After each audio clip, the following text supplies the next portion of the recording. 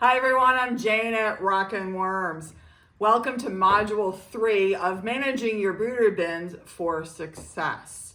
What I'm going to be talking about and showing you here is how I feed my breeder bins.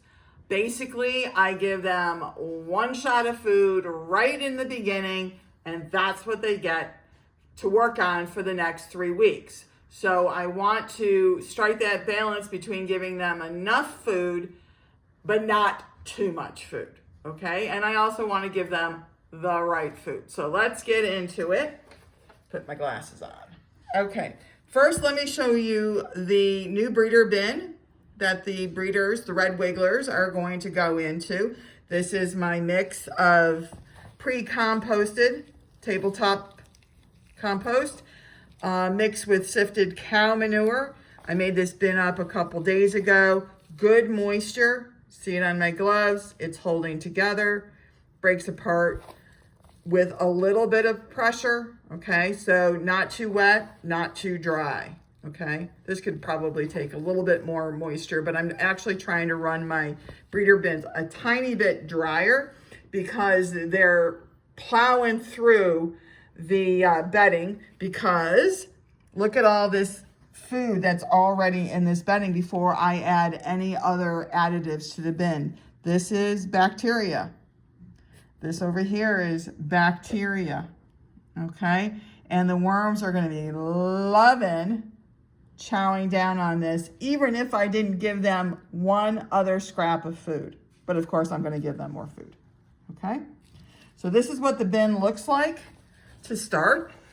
And now I'm gonna add in some amendments. What I was saying before is I'm trying to run my breeder bins in the beginning a little bit drier because they are blowing through the bedding so quickly, turning it into castings. Castings hold on to moisture incredibly well, which is why it's so great for your garden and for your plants and your trees. And that holding on to moisture will make this bedding that is moist to begin with even damper as it goes on. It actually holds and gathers more moisture. So starting a little bit less moist is okay in your breeder bins, okay, if you followed that. Okay, this is my worm chow. I use about a cup, and I'm just gonna sprinkle this on the top. Now, this is the amount that I put in for my normal breeder bin setup, which is approximately 800 to 850 worms.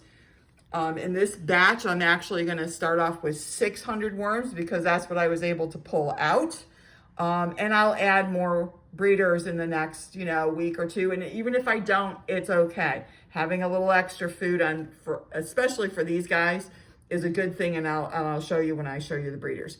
This is, what is this? This is azomite. This is a scant 1/8 cup.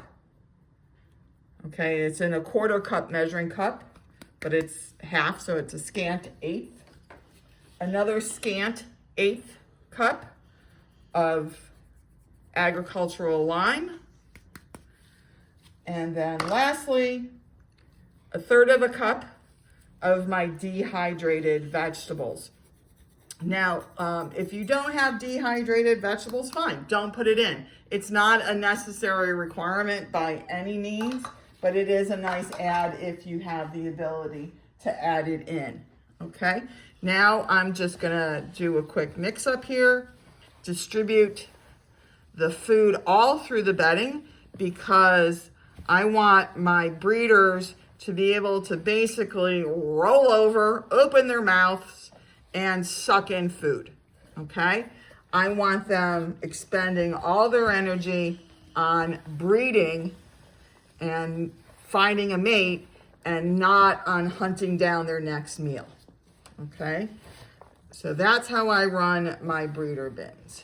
Alternatively, you could put, all your food in a trench system, in a trench, and then your worms come in and they meet and mingle and find a mate that way.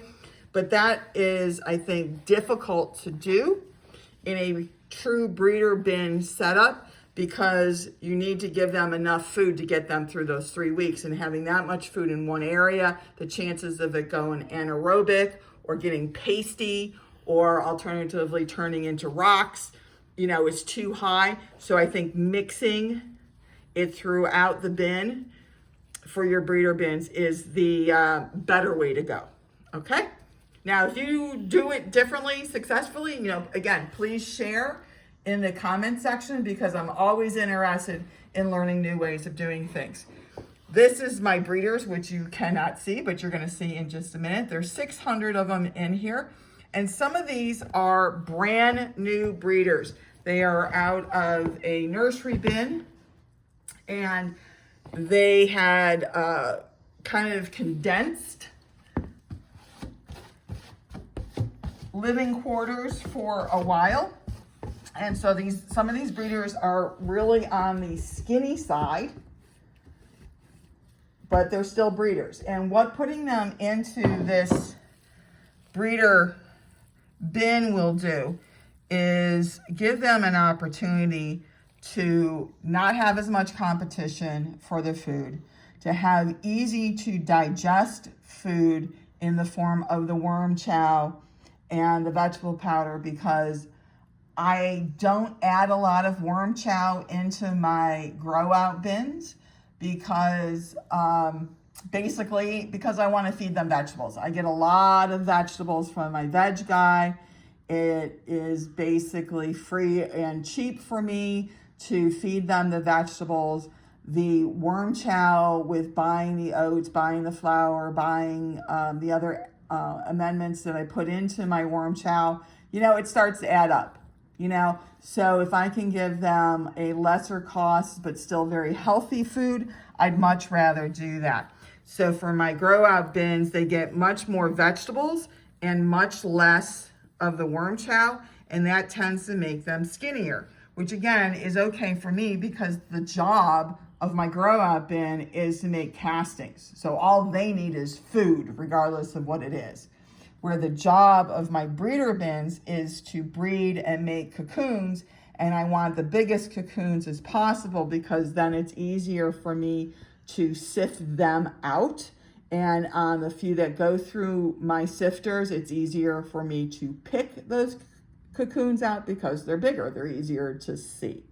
So I do want fatter worms in my breeder bins and a diet heavier in the worm chow with all that good protein and carbohydrates coming from the wheat flour, the oatmeal, those crackers, Cheerios, those kind of items, gives them a more high calorie diet, so they pack on the weight a little bit quicker than they do if it's just strictly vegetables. However, I do give them vegetables because I want them to be used to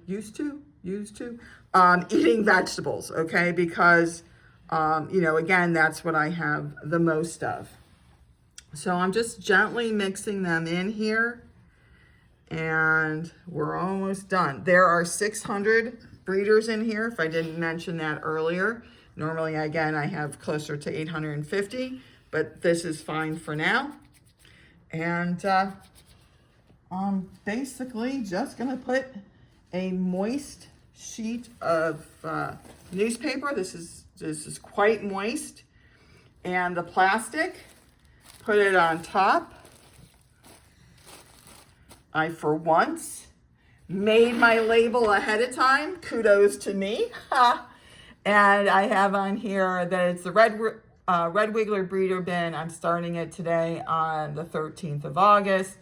And this just reminded me, by the way, I'll take this label off, that this bin with the contents was empty, AKA no worms in there. And it just had the compost and the cow manure in it and nothing else. Because I've got a lot of bins, right? And it's easy to forget what bin has what in it. So labeling helps keep me a little bit more sane. And now I am just gonna put this bin right here in my breeder bin row. These are all my breeder bins.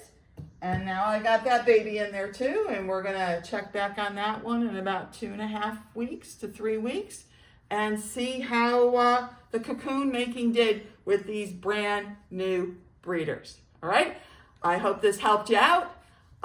If you have any questions, issues, concerns, if you do things a different way, again, put it in the comments. Please hit the like and subscribe button if you haven't already. I really appreciate that.